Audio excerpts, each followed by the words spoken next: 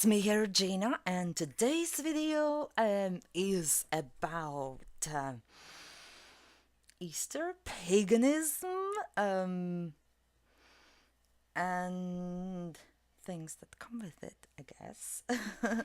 And really, because tomorrow is Easter, and I've been seeing here locally and online all these talks and mentions about Jesus' resurrection day and celebration, and I have things to say about this whole thing because, um, well, um, for those of you who may not know, I was born and grew up in Latvia, which is a small, tiny country in northeastern Europe, and it used to be part of Soviet Union with communism there and all that comes with it. And I lived in that communism system first 15 years of my life.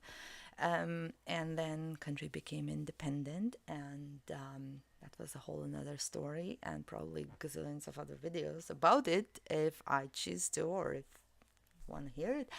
But throughout all this time, even in the communism time, and really I can say it happened because I lived that and I saw it happen there.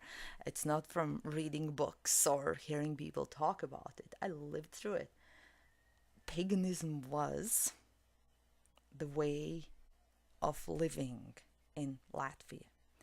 Even when it wasn't popularized, even if people weren't allowed to kind of live that way, when it, being part of the communism, that wasn't really something that was okay, but people still were living.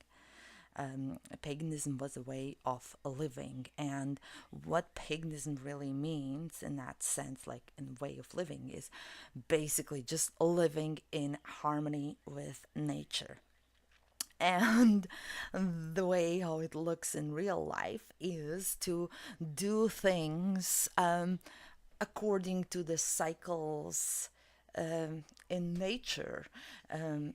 Spring comes, it's all about the birth of something new, and then not just because it's spring, but also new moon, always, like, how it connects with the new moon. And I always remember my grandma had this calendar where she was just being marking, okay, this is where the new moon is, this is when the new moon is, and it's a good time to plant seeds, to plant the garden. And now on these days it's good to plant these, like the plants, the vegetables, or so, like, the ones that grow under the ground, the fruit, the there is the fruit, the vegetable, like the edible part is under the ground. And now on these days it's good because of moon, because of its connection with like other planets and stars and positions of all, like, but not else, that these are the days when it's good to plant everything that's gonna grow as fruit above the ground. And then I even remember there was this one belief which I actually tested as a kid, that you plant peas, just sweet peas. I love them. That was like one of my favorite, like, vegetable. Is it a vegetable? Oh, I feel so not good at knowing this now. But that was one of my, like, nature snacks, one of my favorite nature snacks as a kid. They're so good. Anyhow, so that you plant peas in the ground on the days that don't have R in them. And I don't know how it is with English, like, language, but in Latvian, so it was 2 or 3 days a week where, which, like, they didn't have letter R in the name of the day. And when you plant peas on those days, then worms are not gonna get into peas. And I was planting. I had a little spot in the garden to plant peas, and I was planting them on a day that had R, just to make a point to grandma that it's not gonna work. And sadly, I have to say, I couldn't prove my point because mine had worms and hers didn't. So that was one of my like early childhood lessons of it works. So because I still remember it, and anyhow, so that's basically how it looked. And you would throw out the Christmas tree. And oh well, it wasn't like a Christmas tree. It wasn't Christmas wasn't celebrated like in any way or shape or form in relation to Christ. It was the winter solstice. So the Christmas tree, but like I don't know another word for Christmas tree in English. In Latvian, it's called winter tree. If you like translate exactly, it's winter tree. And so I guess that's how I'll call it. So when you throw it out after the celebration is over, so we would leave it in the ground, and you would no, we would check it, and it worked every single time. And so when no, I forgot. So even when it's like sort of dead, it has no more the pine needles to it. It's just the plain tree, like the brown part of it. It would be in the ground, and the branches would go up. I think it was goes up when it's gonna rain, and they turn down when it's not gonna rain. And so it worked all the time. We would leave the tree out until like the next winter celebration, and just simple things like that. That it was just part of life. The herbs, like I think even nowadays. I just saw recently a video from a lady who had been in Latvia, lived, she was American who had lived in Latvia for, I guess, several months or like for a certain period of time, and she'd been on some kind of like mission there, like I think it was religiously related. And I saw her videos, few of her videos, kind of reflecting on what she can say about Latvians. And she said, well, they know everything about herbal teas. Like if something is wrong, the first thing is just go drink this herbal tea, go drink that herbal tea. Yes, we that was the way. I mean, that was so normal for everybody to just know about herbal teas. Like in the summer, I would go herb hunting and finding these and those herbs and those herbs, and we would have like every place you could find where you can put like flat surface, you would have papers, and then you couldn't. The idea was you don't dry herbs on like plastic. You dry them on paper and not on newspaper, but the one that doesn't have letters, because in the newspaper, the letters, it has like chemical stuff in there. So some kind of but just the plain paper, and that's the best way to dry them. And then again, it was looking at the moon, who like what kind of moon, what type of moon is there. Is it the full moon? Is it new moon? Is it whatever it's called, like growing? And the other one, when it goes from full moon to new moon in that phase. And so I never again, looking which herbs are good to collect in what time, and that's what we would do. And yeah, that was like basically the first medicine that everybody used and knew to use, and it wasn't anything religion related. It was just way of living. And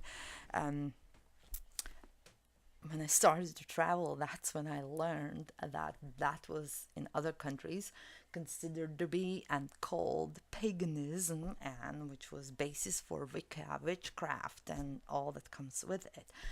So um, Easter is basically pagan festival, pagan celebration. It's celebrating the spring.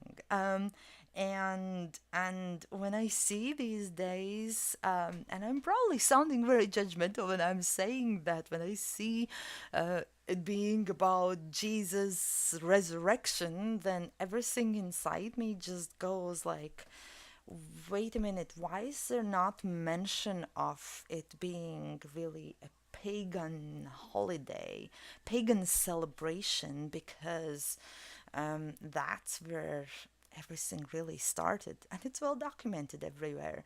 And it's no, yeah, I think I was saying it's nothing personal to anyone, but these are just the thoughts that come to my mind when I'm looking and seeing what's happening and people talking about things.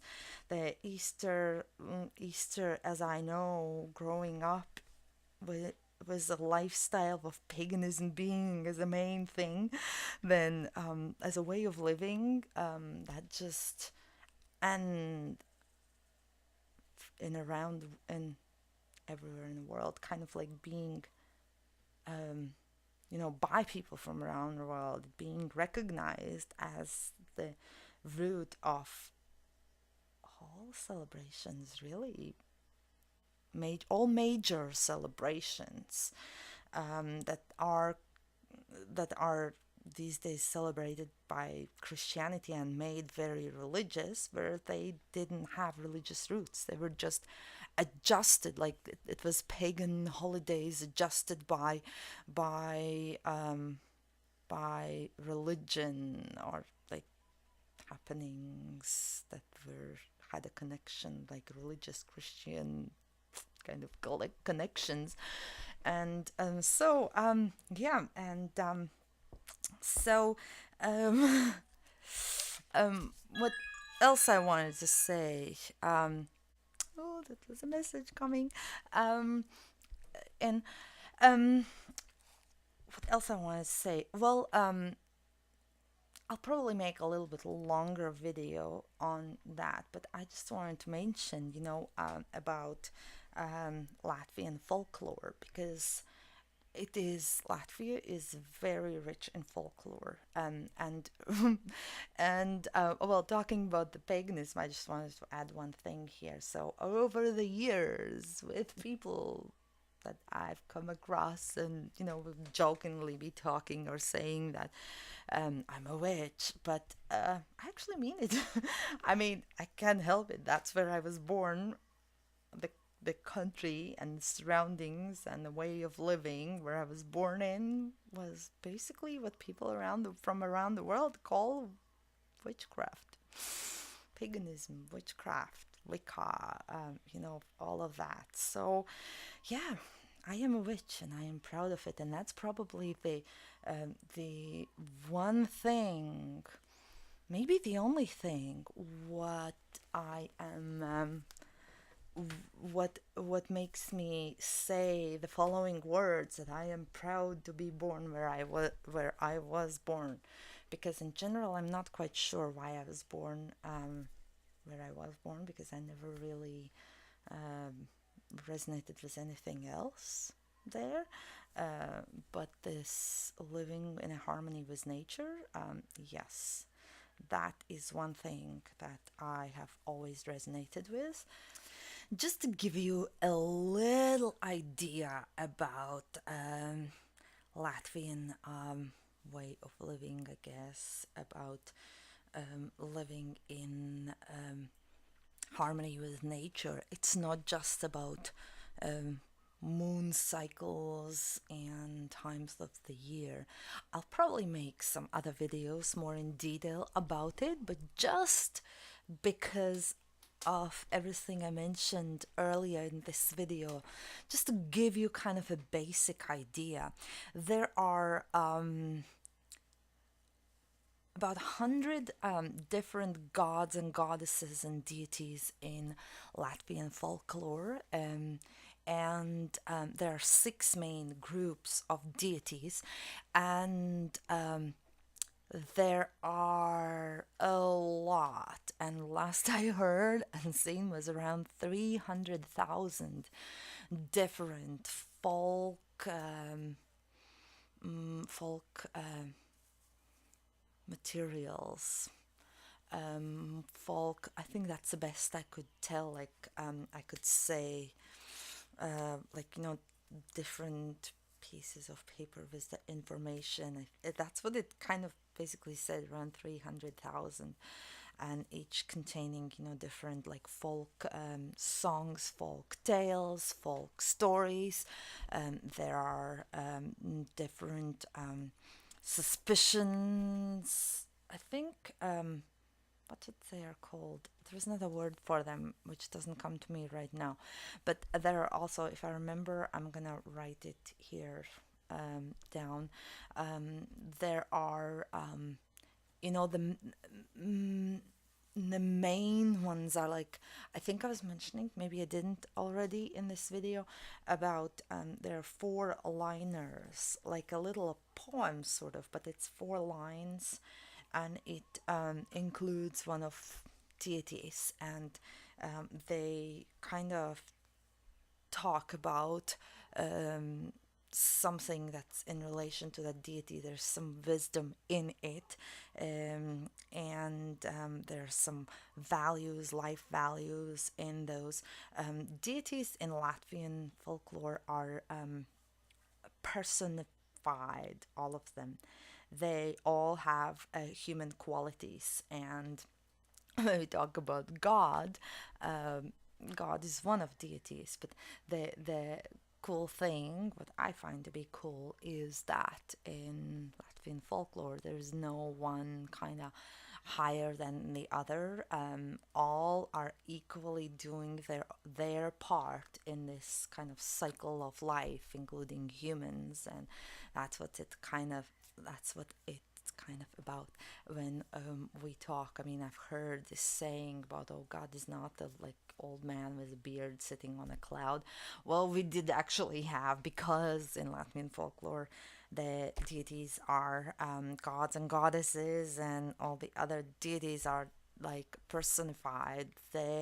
There was, I remember, images in books and stories. There are a lot of like folk tale stories, and really they all are containing some kind of life lesson of wisdom. And God was an old man with the beard. Most of the time, he had like a cane, and he was sitting on the cloud.